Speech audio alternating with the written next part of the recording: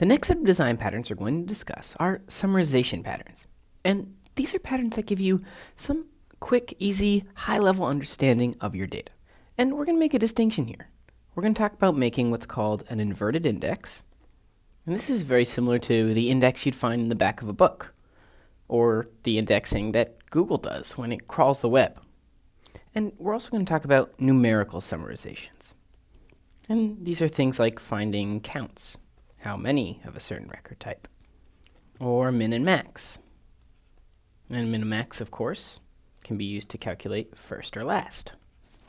We'll calculate statistics like mean and median, and basically any other high-level numerical value that you can use to summarize your data set. In this section on summarization patterns, we'll also talk about some interesting additional Hadoop functionality, something that can exist between mappers and reducers, known as combiners. So let's keep going.